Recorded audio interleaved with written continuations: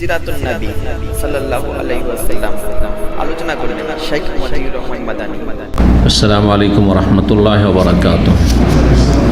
ইন্নাল হামদালিল্লাহ নাহমাদুহু ওয়া নাস্তাঈনুহু ওয়া নাস্তাগফিরুহু ওয়া নাউযু বিল্লাহি মিন শুরুরি আনফুসিনা ওয়া মিন সাইয়্যাতি আমালিনা মান ইয়াহদিহিল্লাহু ফালা মুদিল্লা লাহু ওয়া মান ইউদ্লিল ফালা হাদিয়া লাহু। وأشهد أن لا إله إلا الله وحده لا شريك له وأشهد أن محمدا عبده ورسوله صلى الله تعالى عليه وعلى آله وصحبه وسلم تسليما كثيرا أما بعد। সম্মানিত দ্বীনী ভাতৃমণ্ডলী, আল্লাহ রাব্বুল আলামিনের প্রশংসা এবং রাসূলুল্লাহ সাল্লাল্লাহু আলাইহি ওয়াসাল্লামের উপর সালাত ও সালামের পরে আজ 19 জিলকাদা 1442 হিজরি মোতাবেক 29 জুন 2021 ধারাবাহিক আলোচনা সিরাতুন নবী সাল্লাল্লাহু আলাইহি ওয়াসাল্লামের দীর্ঘ সময়ের বিরতির পরে আমরা আবার শুরু করছি ইনশাআল্লাহ তাআলা। আজকে পর্ব নম্বর 29। ইতিপূর্বে অর্থাৎ করোনার পূর্বে, করোনার জন্য আমরা বাধাগ্রস্ত হয়েছিলাম। 1 থেকে 28 পর্যন্ত আলোচনা হয়েছে। বাকি আলোচনাগুলি আল্লাহ রাব্বুল আলামিন যেন পুরা করার তৌফিক দান করেন। কারণ সিরাতুন নবী সাল্লাল্লাহু আলাইহি ওয়াসাল্লামের আলোচনা করা, শোনা অথবা শোনানো, শিখা এবং শিখানো, জানা এবং জানানো, এটা অত্যন্ত ফজিলতের কাজ। এটা কোরআনে কারীম সম্পর্কে জ্ঞান অর্জন করা এবং রাসূলুল্লাহ সাল্লাল্লাহু আলাইহি ওয়াসাল্লামের হাদিস সম্পর্কে হাদিসের ক্লাস করার মতোই গুরুত্ব রাখে। কারণ নবী সাল্লাল্লাহু আলাইহি ওয়াসাল্লামের জীবনী হচ্ছে উত্তম আদর্শ।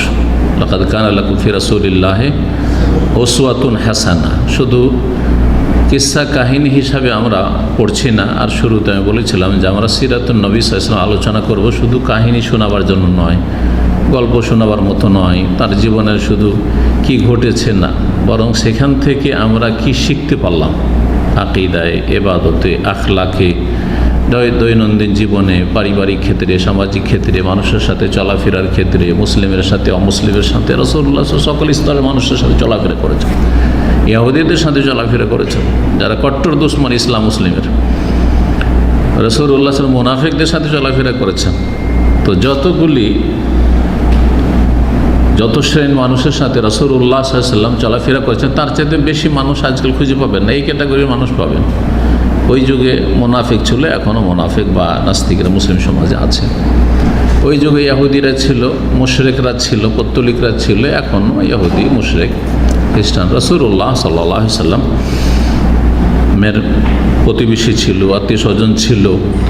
মুসলিমরা অমুসলিমরা সবার সাথে কিভাবে চলেছেন এবং পারিবারিক জীবন কেমন ছিল, নবী সাল্লাল্লাহু আলাইহি ওয়াসাল্লামের বিবিগণ ছিলেন, ছেলে মেয়ে, তাদের সাথে তাদের তরবিয়ত ইত্যাদি সব কিছুতে কিন্তু শিক্ষা রয়েছে রাসূলুল্লাহর সিরাতে। লাকাদ কানা লাকুম ফি রাসূলিল্লাহি উসওয়াতুন হাসানাহ। যাই হোক, কথা লম্বা না করে আমরা সরাসরি যেখানে গিয়ে থেমেছিলাম 28 নম্বর পর্বে, তারপর থেকে শুরু করি। আলোচনা চলে আসছিল ধারাবাহিক যে রাসূলুল্লাহ সাল্লাল্লাহু আলাইহি ওয়াসাল্লামের যে দাওয়াত, দ্বীন ইসলামের দাওয়াত, তাওহীদ এবং সুন্নাহর দাওয়াত, আল্লাহ রাব্বুল আলামিনের দ্বীন, দ্বীনুল্লাহ, দ্বীনুল হক, সত্য দ্বীনের দাওয়াত যে দিয়ে যাচ্ছিলেন রাসূলুল্লাহ সাল্লাল্লাহু আলাইহি ওয়াসাল্লাম, এই দাওয়াতকে কিভাবে নির্মূল করা যায়, এই ক্ষেত্রে বিভিন্ন পদক্ষেপ ছিল কাফের মুশরিকদের।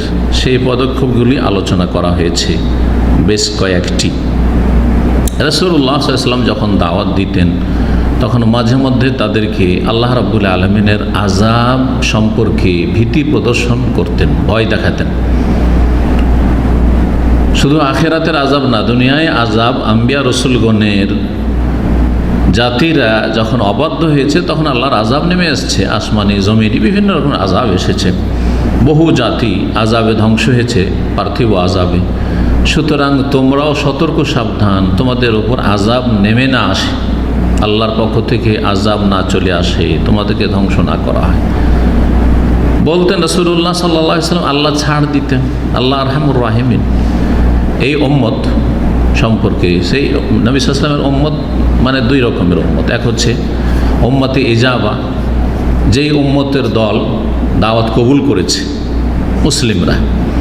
উম্মতে দাওয়া, যেই উম্মত নবী সাল্লাল্লাহু আলাইহি ওয়াসাল্লামের দাওয়াতের ক্ষেত্র, অর্থাৎ রাসূলুল্লাহ সাল্লাল্লাহু আলাইহি ওয়াসাল্লামের নবুয়ত রিসালাত প্রাপ্তির পরে যত মানুষ পৃথিবীতে সেই কালে ছিল, তারপর এসেছে, দুনিয়া থেকে চলে গেছে, এখন আছে, কিয়ামত পর্যন্ত আসবে, সবাই হচ্ছে উম্মতে দাওয়া অমুসলিমরা।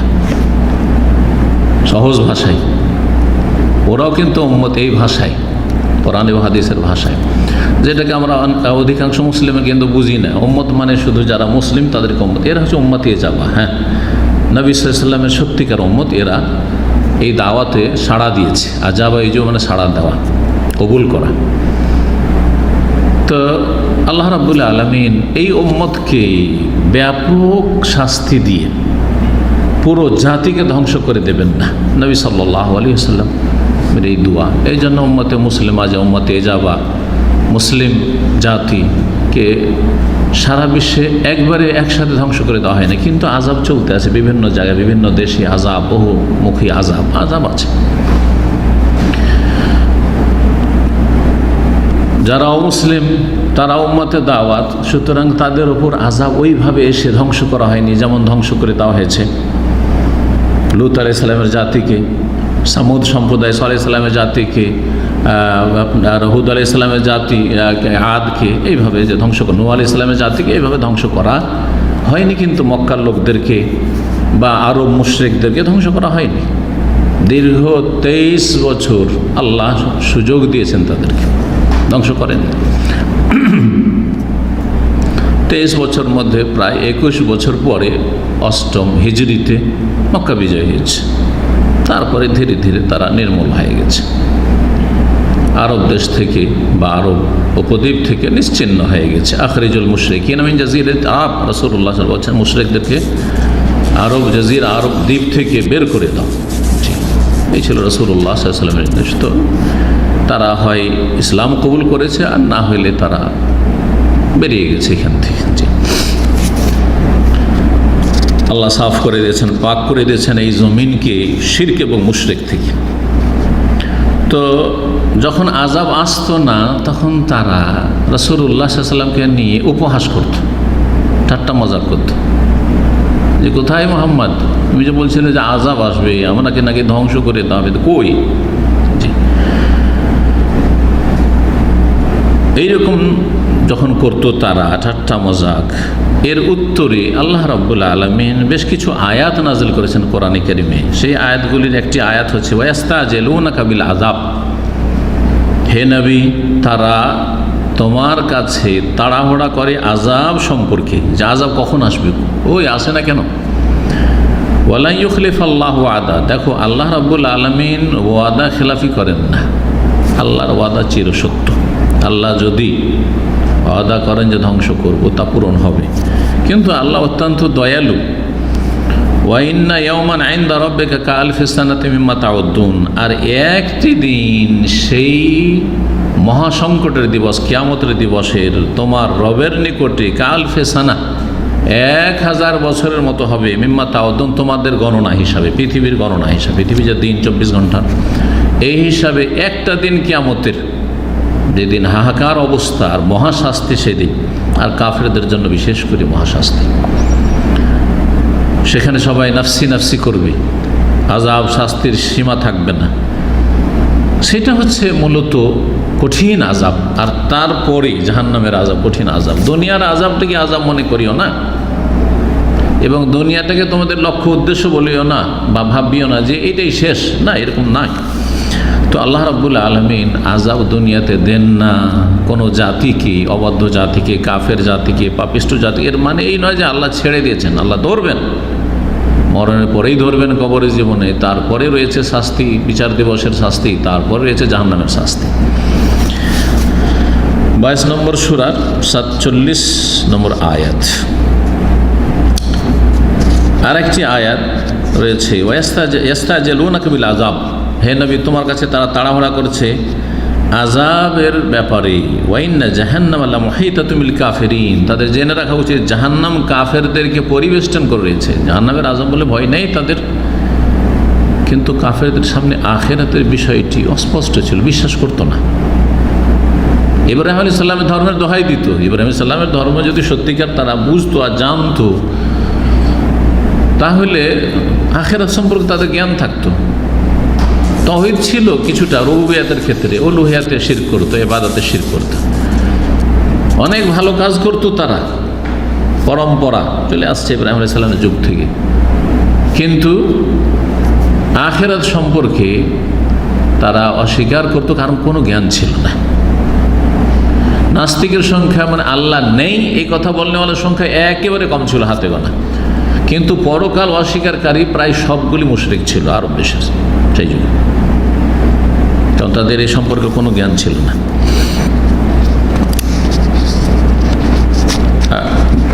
সূরা নম্বর 29 আয়াত নম্বর 54। আল্লাহ রাব্বুল আরেকটি আয়াতে সূরা নাহলের আয়াত নম্বর 45 থেকে 47 বলছেন, আফা আমিনাল্লাযীনা মাকারুস সাইয়্যাত, তারা কি ভয় করে না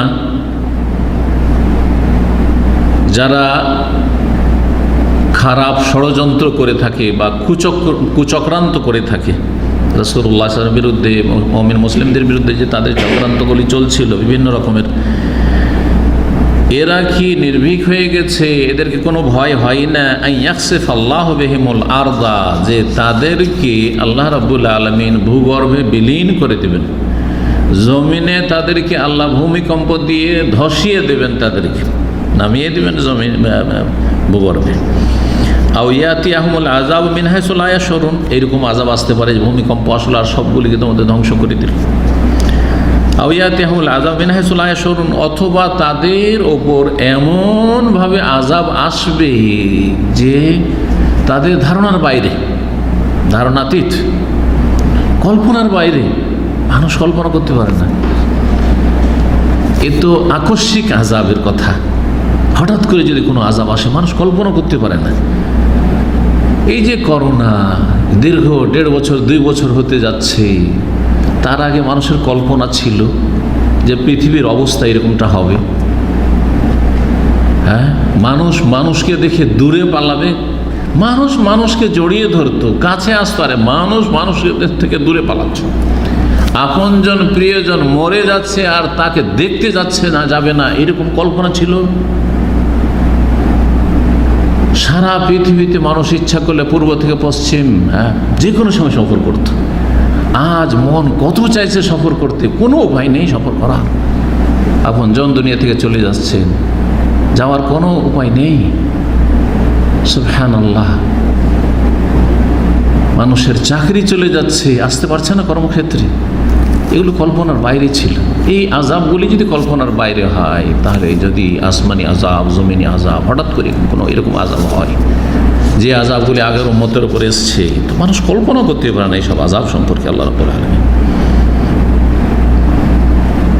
আও ইয়াখুযুহুম ফি তাকাল্লুবিহিম ফামা হুম বিমুজিজিন, অথবা তাদের চলাফেরার অবস্থায়, চলতি অবস্থায় চলাফেরা করছে, কাজকর্ম স্বাভাবিক চলছে, ওই অবস্থায় তাদেরকে পাকড়াও করবেন আল্লাহ রাব্বুল আলামিন।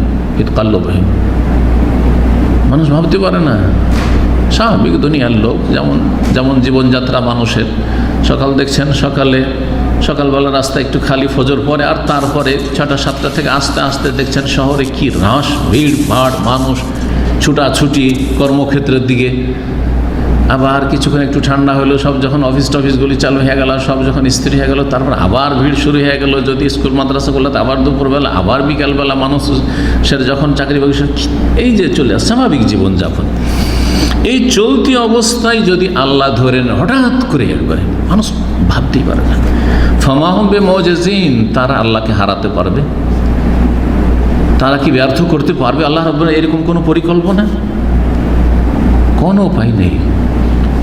আসমান জমিনে কোন শক্তি নেই যে আল্লাহ রাব্বুল আলামিন কি ব্যর্থ করতে পারে আল্লাহর পরিকল্পনায়। আও ইয়াখুযুহুম আলা তাখাউফিন, অথবা তাদেরকে আল্লাহ পকড়াও করবেন, ধরে নেবেন আলা তাখাউফিন, ভয় ভীতির মাধ্যমে, ভীতি প্রদর্শন করে, অর্থাৎ মন্থর গতিতে আস্তে আস্তে, এটা হচ্ছে তাখাউফ। হঠাৎ করে ধরলে তো কোনো ভয় নেই, চলাফেরা করছি হঠাৎ করে শেষ। কিন্তু তাখাউফ হচ্ছে কি, যে আগে থেকে এমন কিছু চলে এসছে যে সবসময় ভয়ে ভীত, যেমন করোনারা, এখন এই আযাব, সবাই কিন্তু ভয়ে ভয়ে, কখন যে আমাকে ধরে, আল্লাহ যেন বাঁচবো কি মরবো, কি যে আমার হবে, কি আমার স্ত্রী ছেলে মেয়ে যে কি হবে, কখন যে কার কি হয়। তাখাউফ, এরকম বহু রকমের আযাব হইতে পারে, যেগুলোতে আস্তে আস্তে এরকমই কোনো জায়গায় কোনো দেশে যুদ্ধ শুরু হয়ে গেল, সবাই ভয়ে ভীত সন্ত্রস্ত। কখন যে কী হয়, কখন যে আমার বাড়ির ওপরে গোলাবর্ষণ হয়, কখন যে কী হয়, কোনো নিরাপত্তায় নেই। এই যে নিয়ামতগুলি, কত নিয়ামত যে আমরা আল্লাহর ভোগ করছি, আমরা কিন্তু টের পাই না। অনেক নিয়ামত সম্পর্কে আমাদের কোনো চেতনাই নেই, চিন্তাই করি নাই। কখন বুঝতে পারবো? যখন ওই নিয়ামতটা হারিয়ে যাবে তখন বুঝতে পারবো, হারিয়ে যাবে তখন বুঝতে পারবো। না হলে বুঝতে পারছি না যে এইসব নিয়ামতগুলো আমরা ভোগ করছি। একজন পুরুষের যৌন ক্ষমতা আছে, বুঝতে পারছেন না যে এটা একটা কত বড় নিয়ামত, কিন্তু যখন হারিয়ে যাবে তখন বুঝতে পারবেন যে হায় কি ছিলাম আর কি হইলাম। এইভাবে এক একটা নিয়ামতের ব্যাপারে উদাহরণ দিয়ে চিন্তা করেন, তাহলে নিয়ামতের মূল্যায়ন করবেন, কদর করবেন, আল্লাহর শুকরিয়া আদায় করে অন্তর থেকে, জবান দ্বারা এবং আমল দ্বারা, নেক আমলের মাধ্যমে, ফরজ ওয়াজিবের হেফাজতের মাধ্যমে, হারাম নাজায়েজ থেকে বেঁচে থাকার মাধ্যমে। এটা হচ্ছে মুমিনের ইমানি জীবন, যে মানুষ সবসময় আল্লাহ রাব্বুল আলামিনের শুকরগুজার হওয়ার চেষ্টা করে। ফাইন্না রাব্বাকুম লারাউফুর রাহিম। আল্লাহর আযাব আসে না, যে এই আযাবগুলি আসে না কেন? কারণ তোমাদের রব প্রতিপালক তিনি লারাউফুন রাহিম, অবশ্যই তিনি স্নেহশীল। জি, আল্লাহ রাব্বুল আলামিন বিনম্র, রাহিম, অতি দয়ালু। এছাড়াও বেশ কিছু আয়াত রয়েছে আল্লাহ রাব্বুল আলামিনের আযাব কেন আসে না সতর্ক করা হচ্ছে, ওয়ার্নিং দেওয়া হচ্ছে আযাব আসছে না। এর মানে এই নয় যে নবী সাল্লাল্লাহু আলাইহি ওয়াসাল্লাম মিথ্যা বলছেন, এর মানে এই নয় যে আল্লাহ আযাব দিতে পারবেন না, বরং আল্লাহ হচ্ছেন রাউফুন রাহিম। মুশরিকরা রাসূলুল্লাহ সাল্লাল্লাহু আলাইহি ওয়াসাল্লামের সাথে তর্ক বিতর্ক করত, আর তারা তলব করতো যে তুমি মুজিজা নিয়ে এসো, তুমি যে নবী হয়েছো তো মুজিজা নিয়ে এসো, তো দেখি অসাধারণ কিছু দেখাও দেখি।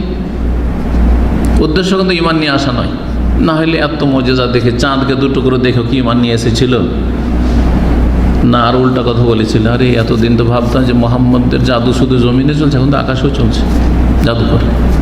তো যারা মানবে না তারা মানবে না, ও আগে থেকেই ওর অসৎ উদ্দেশ্য রয়েছে, আমি মানবো না, আমাকে কেউ মানাতে পারবে না। এরকম ছিল এইসব কাফেরগুলো।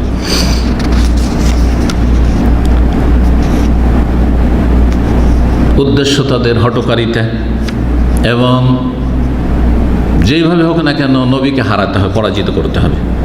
আল্লাহ রাব্বুল আলামিন তাদের এই জবাবগুলি কোরআনে কারিমে দিয়েছেন, এবং তাদের এসব কাঠোজ্যোতির আল্লাহ রাব্বুল আলামিন জবাব দিয়ে তাদের চুপ করাবার জন্য আল্লাহ রাব্বুল আয়াত নাযিল করেছেন। রাসূলুল্লাহ সাল্লাল্লাহু আলাইহি ওয়াসাল্লামের এই দাওয়াতকে মুশরিকরা এইভাবে বিভিন্ন পন্থা অবলম্বন করে নিস্তব্ধ করতে চেয়েছিল, এবং সেই ক্ষেত্রে তারা বিভিন্ন রকমের পদক্ষেপ নিত।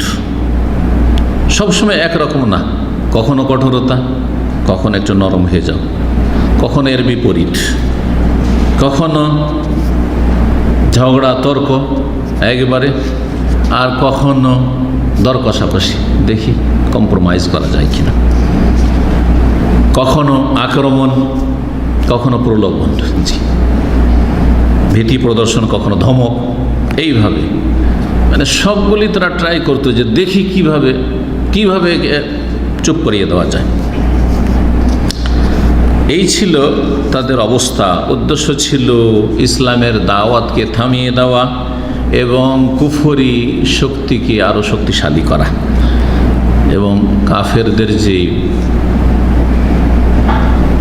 সেই ধর্ম, বাতিল ধর্ম, বহুত্ববাদের ধর্ম, প্রতিমা পূজার ধর্ম, সেটাকে প্রতিষ্ঠিত করা। কিন্তু তারা সফল হয়নি, ব্যর্থ হয়েছে। যখন দেখলো যে না, কোনো সফলতা হচ্ছে না এতগুলি পন্থা অবলম্বন করে, তখন দেখলো যে সামনে একটাই শুধু সমাধান, আর কোনো সমাধান নেই। এটা কাফেরদের পরিকল্পনার কথা বলছি, মক্কার। সেটা হচ্ছে তরবারি, আর সেই তরবারি কার ওপর? মুহাম্মদ সাল্লাল্লাহু আলাইহি ওয়াসাল্লামের ওপর। এর আগে তো প্রথম থেকে সাহাবায়ে কেরামদের জুলম অত্যাচার চলতো, বেশ কিছু সাহাবীরা শহীদ হয়েছেন মক্কায়, কিন্তু তারা দেখলেন যে মুহাম্মদ সাল্লাল্লাহু আলাইহি ওয়াসাল্লামকে শেষ করে দিতে হবে। কিন্তু আবার চিন্তাও করে যে আমরা যদি মুহাম্মদ সাল্লাল্লাহু আলাইহি ওয়াসাল্লামকে হত্যা করে দিই তাহলে আর আপোষে কিন্তু আমাদের ফাটল ধরবে। এই যে কাফেররা এক হয়ে আছে ইসলামের বিরুদ্ধে, মক্কার ফাটল ধরবে। কার যদি জুলম হয় তো যার জুলম হয়েছে ওর সাথে হয়তো ভালোবাসা না থাকলেও অনেকে কিন্তু তার মায়াতে তার পক্ষে হয়ে যায়। এটা মানুষের প্রকৃতি। কিন্তু আপনার সাথে কোনো পরিচয় নেই, লোকজনের রাস্তা দিয়ে সব যাচ্ছে, আপনাকে অন্য একটা লোক মারছে, দেখবেন আপনার পক্ষ নিয়ে নেবে। এই প্রকৃতি দিয়ে আল্লাহ রাব্বুল আলামিন মানুষের সৃষ্টি করেছে। মানুষের প্রকৃতিতে যে ফিতরাত রয়েছে, হ্যাঁ, যে জুলমের সাথ দেবো না, জালেমের সাথ দেবো না, মজলুমের সাথ দেবো, দুর্বলের সাথ দেবো, অসহায়ের সাথ দেবো, এটা প্রকৃতি মানুষের। যদি সেটা বিকৃত না হয়, যারা জালেম জুলম অত্যাচার করে তাদের প্রকৃতি বিকৃত হয়ে গেছে। এই জন্য সুতরাং তারা বিব্রত অবস্থায় কি করব, কি করা যায়, কিভাবে এই মুহাম্মদের দাওয়াতকে একেবারে নির্মূল করা যায়। আবু তালেবের কাছে তারা এই তলব নিয়ে আসলো, তাদের ডিমান্ড যে নবী সাল্লাল্লাহু আলাইহি ওয়াসাল্লামকে, তোমার ভাতিজাকে আমাদের হওয়ালা করো, তুমি মুরব্বী তোমার বংশের, আমরা তাকে হত্যা করব। যদি তখন তো গোত্রীয় শাসন ছিল, কুরাইশ গোত্রের তখন নেতা হচ্ছেন, সর্দার হচ্ছেন আবু তালেব। আবু তালেব তখনও কুফরের অবস্থায়, কারণ তার অন্ধ গোঁড়ামি ছিল, সেই জন্য হেদায়েত নসিব হয়নি। কিন্তু মায়া ছিল রাসূলুল্লাহ সাল্লাল্লাহু আলাইহি ওয়াসাল্লামের। বারবার করে বলে, তোমার ভাতিজাকে দিয়ে দাও, আমরা তাকে হত্যা করে দিচ্ছি, তোমার কিচ্ছু করা লাগবে না।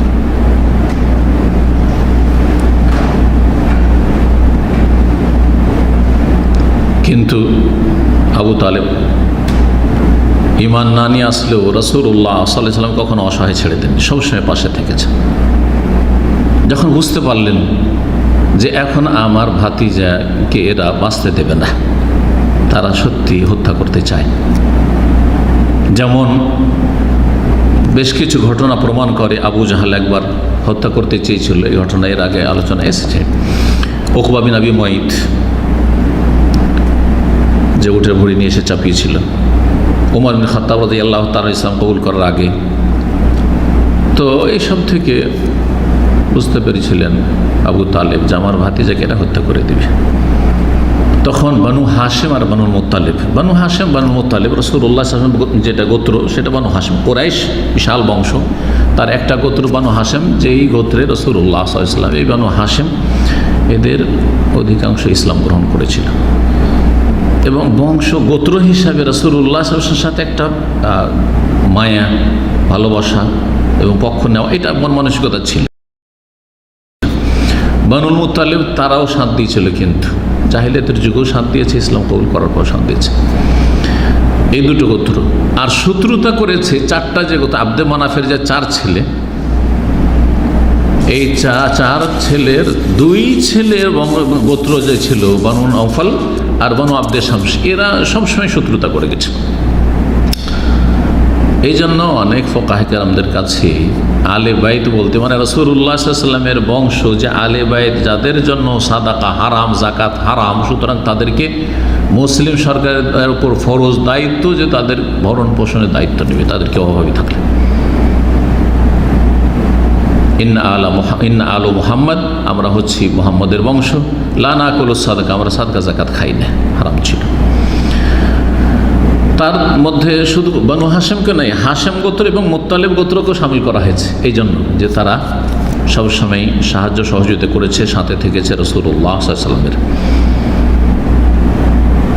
আবু তালেব যখন বুঝতে পারলেন যে একা আমি আমার ভাতিজাকে রক্ষা করতে পারবো না, বানু হাশেম বানু মুত্তালিবকে ডেকে তাদেরকে বললেন যে তোমরা দেখো আমার ভাতিজা এই নবী সাল্লাল্লাহু আলাইহি ওয়াসাল্লামের, তোমরা সুরক্ষার দায়িত্ব নাও, তোমরা পাশে দাঁড়া। তাদের মুসলিম, তাদের কাফের যারা ছিল, এই দুটো গোত্রের সবাই এক বাক্যে বলবো যে আছি আমরা, আমাদের গোত্রের লোককে খুন করবে, এটা হইতে পারে আবু জাহেল খুন করবে? হতেই পারে না। তারা কাবার পাশে বসে মিটিং করলো এবং তারা এই চুক্তিতে আবদ্ধ হলো যে আমরা সকলে এই দুই গোত্র মিলে মুহাম্মদ রাসূলুল্লাহ সাল্লাল্লাহু আলাইহি সাল্লামের হেফাজতের দায়িত্ব নিলাম। একমাত্র কুরাইশ বংশের হাসে বংশের হতভাগা আবু লাহাব রাসূলের চাচা, কট্টর দুশমন, এত দুশমন বলছেন আমি নাই তোমাদের সাথে, আমি আবু জাহলের সাথে আছি।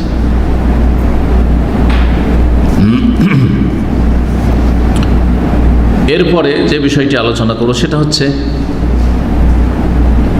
রাসূলুল্লাহ সাল্লাল্লাহু আলাইহি ওয়াসাল্লাম এবং তার গোত্র যে বনু হাশেম গোত্র, তাদের সাথে কাফেরদের, মক্কার কাফেরদের বয়কট এবং অবরোধ, বয়কট করা, আর্থিক বয়কট, সামাজিক বয়কট, পারিবারিক বয়কট। বয়কট বিভিন্ন রকমের হয়। একটা হচ্ছে আর্থিক বয়কট, তোমাদের সাথে কেনা বেচা লেনদেন কিচ্ছু নেই, এটা হচ্ছে আর্থিক বয়কট। সামাজিক বয়কট, তোমাদের সাথে চলাফেরা নেই, তোমরা সমাজের লোক, কথাও বলবো না, কোনো চলাফেরা নেই। পারিবারিক বয়কট, বিবাহ শাদী এসব কিছু নেই। সমস্ত রকমের বয়কট করেছিল এই কুফরি শক্তি মক্কা, কুরাইশ কাফেররা। এটা কখন? যখন দেখলো যে আমরা চাইলাম যে মোহাম্মদকে আমাদের হাওয়ালা করে দাও, আমরা হত্যা করে দেবো, তোমরা চুপ বসে থাকো, কোনো অসুবিধা নেই, আমরা এই মুহাম্মদ সাল্লাল্লাহু আলাইহি ওয়াসাল্লামের দাওয়াতকে বরদাস্ত করতে পারবো না। তখন তারা সাথ দিল মুহাম্মদ সাল্লাল্লাহু আলাইহি ওয়াসাল্লামের, মক্কার কাফেরদের সাথ দিল না। তখন তারা একটা মিটিং করলো, মক্কার মুশরিকেরা মিটিং করলো।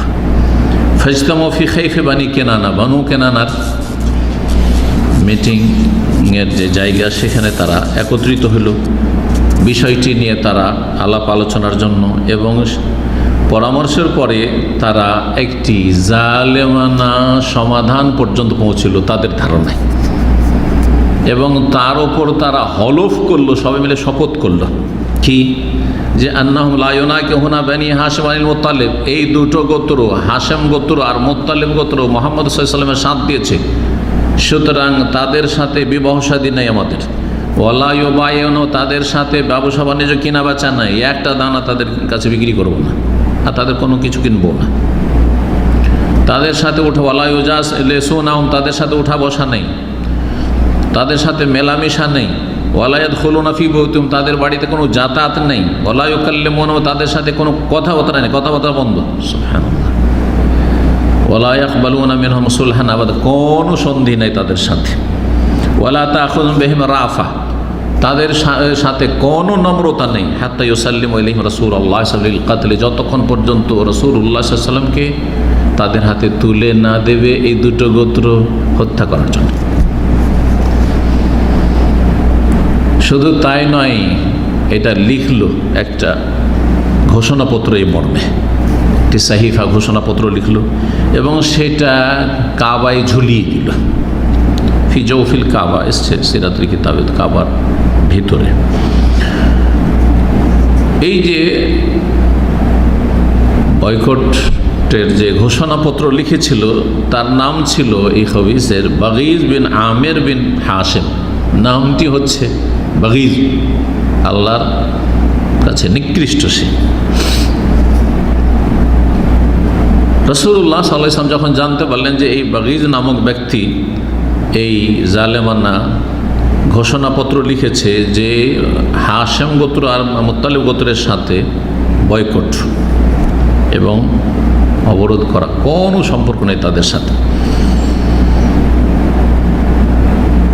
বদদুয়া দিয়েছেন রাসূলুল্লাহ সাল্লাল্লাহু আলাইহি ওয়াসাল্লাম, বদদুয়া দিয়েছেন রাসূলুল্লাহ সাল্লাল্লাহু আলাইহি ওয়াসাল্লাম। জালেমকে বদদুয়া দেওয়া মজলুমের জন্য জায়েজ, ভালো করে শুনে রাখেন, জালেমকে বদদুয়া দেওয়া মজলুমের জন্য জায়েজ।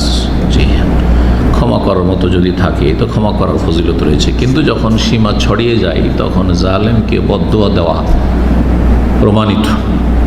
জি, কোরআন সুন্নাহর দলিল দ্বারা। এই বদদুয়ার ফলে তার হাত প্যারালাইসিসে হয়ে গেছিল, অকেজ হয়ে গেছিল, আর হাত চলতো না তার। যখন এই দুই গোত্রের সাথে বয়কট করলো কুরাইশ কাফেররা বনু হাশেম বনু মুত্তালিবের সাথে, তখন তারা আবু তালেব ঘাঁটি, শেবে আবি তালেব সেটাকে বলা হয়, আবু তালেবের ঘাঁটি, এখানে একত্রিত হলেন যে আমরা একসাথে এখন একদিকে হয়ে যাই, কারণ তাদের সাথে সমাজে চলাফেরা করাতে কোনো নিরাপত্তা নেই, যে কোনো সময় আমাদেরকে মেরে দিতে পারে। তারা শেবে আবি তালিবে আশ্রয় নিলেন। দাম্মামের লোকেরা এই যে আপনার রাসূলুল্লাহ সাল্লাল্লাহু আলাইহি ওয়াসাল্লামের মওলিদের দিকে যে আসে, এই দিকে মোয়াল্লার দিকে, এদিকে তো ওমরার বাসগুলো থামে, যারা বাসে যান, তো এইদিকে আসলেই শেবে আবি তালেব ডান হাতে এদিকে ছিল। এই আবু তালেবের ঘাঁটি শেবে আবি তালিবে তারা বসবাস শুরু করলেন। মুসলিম কাফের যারা, তারাও একমাত্র আবুল আহাব বলে তোমাদের সাথে আমি নেই, আবুল আহাব ওদের সাথে, ওর সাথে তো ঠিকই চলাফেরা লেনদেন আছে মক্কার কাফেরদের, আবু জাহালদের। রাসূলুল্লাহ সাল্লাল্লাহু আলাইহি ওয়াসাল্লামের বংশ বা গোত্র হাশেম গোত্র আর এই বানু মুত্তালিব, এই দুই গোত্র যেহেতু শান্তি ছিল, তাদের থেকে সমস্ত রকমের খাদ্য পানীয় সব কিছু বন্ধ করে দিল। না কোনো গম, না জব, না কোনো আটা, কোনো কিছু তাদের কাছে যেতে দেওয়া হবে না। বাইরে থেকে ব্যবসায়িকরা আসতো, তাদেরকে নিষেধ করে দিল যে এই তাদের কাছে কেনা বেচা করবে না, এরা যে তোমাদের কাছে কিনতে আসে কেনা বেচা করবে না। এমন পরিস্থিতি হইল তাদের ক্ষুধার তাড়নায় যে তারা গাছের পাতা, পশুর চামড়া, গাছের বাকল এসব খেয়ে দিনপাত করেছে। আল্লাহু আকবার। এত কষ্ট হয়েছে যে মহিলারা আর শিশুরা চিৎকার করে কান্না করত ক্ষুধার তাড়নায়। এই দুটো গোত্রের কোনো কিছু তাদের কাছে কেউ পৌঁছাবার ছিল না।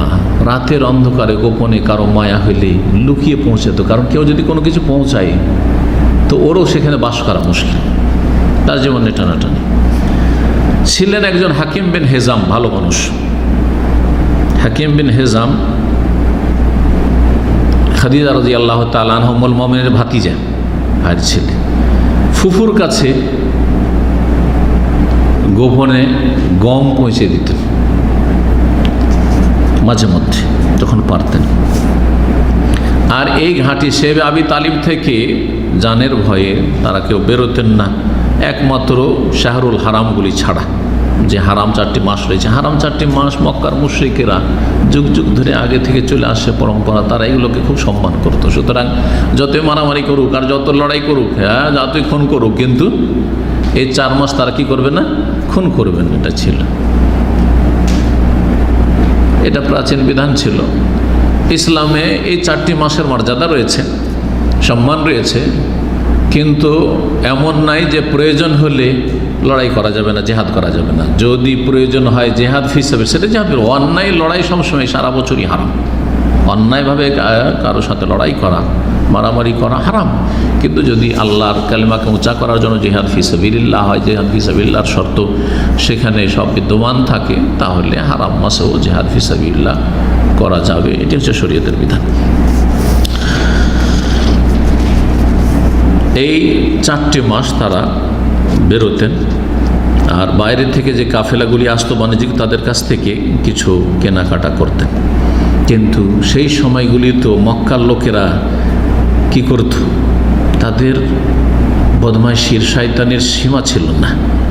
তারা দাম বাড়িয়ে দিত, বেশি দাম দিয়ে, কিন্তু যাতে করে এদের কাছে কিছুই নেই, ব্যবসা নেই, বাণিজ্য নেই, কিচ্ছু নেই, তাদেরকে সবাই বয়কট করে রেখেছে। তো অল্প কিছু আছে সেটা দিয়ে কিনবে, দাম এত বাড়িয়ে দিত যাতে করে কিনতে না পারে, এই করত। এত কিছু হওয়া সত্ত্বেও রাসূলুল্লাহ সাল্লাল্লাহু আলাইহি ওয়াসাল্লাম তার দাওয়াত থেকে পিছপা হননি, দাওয়াত চালিয়ে গেছেন নিয়মিত। বিশেষ করে হজের মাসগুলিতে, হজের দিনগুলিতে হাজিরা যখন বিভিন্ন এলাকা থেকে আসতো, তখন এই আরব বংশগুলি ইয়ামান থেকে আসতো, দূর দূরান্ত থেকে আসতো হজের লোকেরা। আর হজ চলে আসছিল ইব্রাহিম আলাইহিস সালামের জামানা থেকে। জাহিলিয়াতের যুগে হজ চলতো প্রতি বছর। শিরকও করতো, কুফরি করতো, আর কুসংস্কারও ছিল, কিন্তু হজও করতো। এই হজের মৌসুমে রাসূলুল্লাহ আরব বংশগুলিকে ইসলামের দাওয়াত দেওয়ার জন্য চলে যেতেন, মেনায় যেতেন, আরাফায় যেতেন, মুজদালিফা যেতেন, হ্যাঁ, আর যেখানে পেতেন তাদেরকে দাওয়াত দিতেন। এই ছিল বয়কট রাসূলুল্লাহ সাল্লাল্লাহু আলাইহি ওয়াসাল্লামের সাথী সঙ্গীদের সাথে এবং বানু হাশেম বানু মুত্তালিবের যারা কাফের ছিল অমুসলিম তাদের সাথে। তারপরে এই যে ঘোষণাপত্র, জালেমানা ঘোষণাপত্র কাবায় ঝোলানো হয়েছিল, সেটাকে ছিঁড়ে ফেলার ঘটনা এবং অবরোধ বা বয়কটের অবসান। 3 বছর এরকম অবরোধ চলে, বয়কট চলে। আর তারপরে আল্লাহ রাব্বুল আলামিন এটাকে শেষ করা চূড়ান্ত করলেন যে এই বয়কটকে আমি শেষ করব। আল্লাহ যদি কোনো কিছু করতে চান তো আল্লাহ রাব্বুল সবার অন্তরের মালিক আল্লাহ রাব্বুল আলামিন। ওমাকারু মাকার আল্লাহ, সারা পৃথিবীর জালেম কাফেররা চক্রান্ত করে আর ছলনা করে, ষড়যন্ত্র করে। ওমাকারা, আল্লাহ কৌশল করেন, আল্লাহর কৌশল মহাকৌশল। আল্লাহু খায়রুল মাকিরিন। কুরাইশ বংশের 5 জন নেতৃস্থানীয় ব্যক্তির অন্তরে আল্লাহ রাব্বুল আলামিন মায়া ভালোবাসা ঢেলে দিলেন। এইরকম অন্যায় এটা মানুষের কাজ হয়নি, এগুলো যেগুলো করছে যারা। সুতরাং এই যে ঘোষণাপত্র, এটাকে আমরা ছিঁড়ে ফেলব, আর থাকতে দেবো না, এবং অবরোধের অবসান ঘটাবো। পাশাপাশি আল্লাহ রাব্বুল আলামিন ওই যে ঘোষণাপত্র ঝোলানো ছিল তাতে ওই পোকা দিয়ে ওটাকে খাওয়িয়ে দিয়েছে, শেষ করে দিয়েছে। একমাত্র সেখানে ওই মক্কার মুশরিকরা বিসমিল্লাহির রহমানির রহিম বলতো না, কিন্তু কি বলতো? বিসমিকা আল্লাহুম্মা, বিসমিকা আল্লাহুম্মা, আল্লাহ তোমার নামে। আল্লাহ তার বিশ্বাসী ছিল, আল্লাহর নাম জানতো, আল্লাহকে আল্লাহ বলতো বিসমিকা আল্লাহুম্মা। কিন্তু রহমান, আলু আমার রহমান, রহমান আবার কি? আমরা রহমান মানি না। এই জন্য রাসূলুল্লাহ হুদাইবিয়ার সন্ধির সময় ষষ্ঠ হিজরিতে যখন লিখেছিলেন, হুদাইবিয়ার যে চুক্তিপত্র ছিল তাতে বিসমিল্লাহির রহমানির রহিম, মোহাম্মদ আবদুল্লাহর পক্ষ, মোহাম্মদ রাসূলুল্লাহর পক্ষ থেকে কুরাইশদের সাথে এই চুক্তিপত্র লেখা হচ্ছে, তখন তারা আপত্তি তুলেছিল 2টো কথা। একটা ছিল বিসমিল্লাহির রহমানির চলবে না।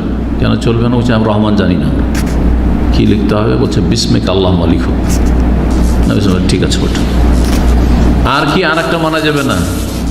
তুমি লিখেছো মোহাম্মদিন রাসূলুল্লাহ, মোহাম্মদ রাসূল। যদি মোহাম্মদকে রাসূলুল্লাহ মেনে নেবো তাহলে তোমার সাথে ঝগড়া শেষ। এটা লেখা যাবে না। কি লিখতে হবে? মোহাম্মদ বিন আবদুল্লাহ লিখতে হবে, আবদুল্লাহ ছেলে মোহাম্মদ। ঠিক আছে। তো এই 5 জন ব্যক্তি একদিকে একেবারে ঐক্যবদ্ধ হলো যে না, এটার অবসান ঘটাতে হবে, আর এদিকে আল্লাহ রাব্বুল আলামিন ওই পোকা দিয়ে সেই জালেমানা ঘোষণাপত্র ছিল সেটাকে শেষ করে দিয়েছেন। একমাত্র জিকরুল্লাহ, যেখানে বিসমিকা আল্লাহ, সেটাই ছিল। এই 5 জনের নাম হচ্ছে এরকম। প্রথম হেশাম বিন আমর বিন হারিস, বানু আমের বিন লুয়াই গোত্রের। এ প্রথমে পদক্ষেপ নিল। সে গেল আরেকজন নেতা জুহাইর বিন আবি উমাইয়া মখজুমির কাছে। মখজুমি, বানু মখজুম, এই আবু জাহেলের বংশ, সেই বংশের লোক সাথ দিচ্ছে রাসূলুল্লাহ সাল্লাল্লাহু আলাইহি ওয়াসাল্লাম। ওয়াহু ইবনে আতিক আম্মাতিন নবী সাল্লাল্লাহু আলাইহি ওয়াসাল্লামের ফুফাতো ভাই, ফুফু আতিকা ছিলেন, যে এই আতিকার ছিলেন। তারপরে গেলে মুতাইম বিন আদির কাছে। মুতাইম বিন আদি খুব ভালো মানুষ, ভালো প্রকৃতির মানুষ ছিলেন, তার কাছে। তারপরে গেলেন আবুল বখতারি বিন হেশামের কাছে। তারপরে গেলে এই জামা বিন আসাদের কাছে। প্রথম ব্যক্তিকে হেশাম বিন আমর বিন হারিস। আর তারপরে তাদের প্রত্যেককে গিয়ে বললেন যে দেখো মুহাম্মদ সাল্লাল্লাহু আলাইহি ওয়াসাল্লাম, তারপর হাশেম গোত্র, মুত্তালিব গোত্র, ওরা তো আমাদেরই বংশ, আমাদের সাথে তাদের রক্তের সম্পর্ক রয়েছে, আত্মীয়। সুতরাং তাদের বিরুদ্ধে আমাদের এই রকমের বয়কট আর অবরোধ, এটা কি ঠিক হচ্ছে? খুব তিরস্কার করলো এবং উৎসাহিত করলো এই কাজের জন্য, যে না, এই যে ঘোষণাপত্র রয়েছে এটাকে অবশ্যই ছিঁড়ে ফেলতে হবে। মিটিংয়ে বসলো তারা হুজুনের পাশে, এবং তারা এর জন্য একটা পদক্ষেপের ক্ষেত্রে একমত হলো যে না, এখন আমাদের চূড়ান্ত ফয়সালা 5 জনের, যে এই ঘোষণাপত্র আমরা ছেড়ে ফেলবো, আর আমরা জানিয়ে দেবো এই বাকিদেরকে যে আর এদের সাথে অবরোধ থাকবে না, জি, আর বয়কট থাকবে না। সকালবেলা মসজিদে হারামে কুরাইশের নেতা মাথারা সব মিটিংয়ে বসেছে। সেখানে জুহাইর বিন আবি উমাইয়া মখজুমি, নবী সাল্লাল্লাহু আলাইহি ওয়াসাল্লামের ফুফাতো ভাই, এসে হাজির। বাইতুল্লাহর তওয়াফ করলেন, তারপরে ওদের কাছে গেলেন, গিয়ে বলে ইয়া আহলে মাক্কা, হে আহলে মাক্কা, নাহনু নাকুলু তাম, আমরা প্রতিদিন খাবার খাচ্ছি, ওয়া নালবাসু সিয়াব, কাপড় পরিধান করছি, ওয়া বানু হাশিম ওয়া বানু মুত্তালিব হালাকা, বানু হাশিম বানু মুত্তালিব তারা মরে যাবে, তারা না খেয়ে মরে যাবে, ধ্বংস হয়ে যাবে, এটা মেনে নেওয়া যায়? লা ইয়াবিউন ওয়া লা ইয়াবতাউন, তারা ব্যবসাও করতে পারবে না, তারা কেনাকাটাও করতে পারবে না। ওয়াল্লাহি, আল্লাহর কসম করে বলছি, লা আকুতু, আমি অতক্ষণ বসবো না, আজকে এসেছি। হাত্তা তুশাক্কা হাযিহিস সাহিফা যালিমা আল কাতিয়া, এই যে অবরেদের যে জালেমানা যে ঘোষণাপত্র এখানে ঝুলিয়েছে, এটাকে যতক্ষণ ছিঁড়ে না ফেলে আমি বসবো না। আবু জাহাল বলছে কাযাবতা ওয়াল্লাহি লা তুশাক্কা, তুমি মিথ্যা কথা বলেছো। আরবরা এরকম বলতো, মানে তুমি এটা করতে পারবে না, তোমার করতে দেবো না, তো কাযাবতা, ও তো ভেতর থেকে বলেছে। কিন্তু কাযাবা কথাটি কখনো কখনো অবাস্তব কথা বলেছে, এটা হইতে দেওয়া হবে না, এটা হচ্ছে উদ্দেশ্য তাদের। তো তখন জামা, আবু জাহাল যখন এই কথা বলো যে লা তুশাক্কা, না এটা ফেড়ে ফেলতে দেবো না, ছিঁড়ে ফেলতে দেবো না, জামা তখন বলে উঠেছে, পাঁচজন কিন্তু যুক্তি করে গেছে যে একে একে আমরা বলবো, আনতা ওয়াল্লাহি আকযা, আবু জাহাল তুমি বেশি মিথ্যু, তোমার কথা চলবে না। মা রাজিনা কিতাবা তাহিনা কুতিবা, যখন এই ঘোষণাপত্র লিখেছিল তখনই আমরা রাজি ছিলাম না, এটা তখনই আমরা মেনে নিনি মন থেকে। আবুল বুখতারি তৃতীয় ব্যক্তি বলছে সাদাকা জামা, জামা ঠিক বলেছে। লা নারজা মা কুতিয়া ফিহা, যা লেখা হয়েছে এই বয়কট আর অবরোধ, এটা আমরা পছন্দ করি না। ওয়ালা নুকিরু বিহি, এটা আমরা এর স্বীকৃতিও দিই না। তখন মুতাইম বিন বাদি বলছেন সাদাক, তোমরা সবাই ঠিক বলেছে, তোমার ঠিক বলেছে দুজনে। ও কাযাবা মান কালা গায়রা যালিকা, আর এর বিপরীত যারা বলবে যে না অবরোধ থাকবে, বয়কট থাকবে, তারা মিথ্যু। নাবরাউ ইলাল্লাহি মিনহুম মা কুতিয়া ফিহা, এতে যা লেখা আছে আল্লাহর কাছে এর থেকে আমরা সম্পর্ক ছেদের, সম্পর্ক ছিন্নতার, সম্পর্ক হীনতার ঘোষণা করছি, আমাদের কোনো সম্পর্ক নেই, আমরা এতে রাজি ছিলাম না। ও সাদ্দাকা ভাইজান হিশাম বিন আমরা বলবে হ্যাঁ ঠিক ঠিক, কাজ হয়ে গেল।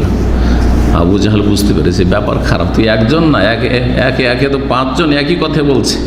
আবু জাহাল বলছে হাজা আমরুন কজিয়া, বলেন হ্যাঁ রাতের অন্ধকারে তোমরা এই মিটিং করে এসেছো, আর এই পরামর্শ করে এসছো, যেটা আগে থেকেই তোমাদের এই পরিকল্পনা, হঠাৎ করে নয়। আবু তালেব সেখানে মসজিদে হারামের এক পাশে বসেছিলেন, তিনি এই যে ওই পোকাতে খেয়ে নিয়েছে এই ঘোষণাপত্রকে, এটা কিন্তু কেউ জানতো না, দেখেনি, খেয়াল করে। নবী সাল্লাল্লাহু আলাইহি ওয়াসাল্লাম ওহির মাধ্যমে জেনেছেন, জানার পরে চাচাকে বলেছেন যে চাচা এ কিন্তু শেষ, ওটাকে খেয়ে ফেলেছে। তো আবু তালেব তখন উঠে এসছে, যখন দেখছে যে না আমাদের পক্ষে তো এই পাঁচজন হয়েছে, তো এটাও জানিয়ে দিয়ে ওদেরকে, যাতে করে বুঝতে পারে যে তারা এটা অন্যায় কাজ করেছে, এই জন্য এইরকম কাজটা হয়েছে।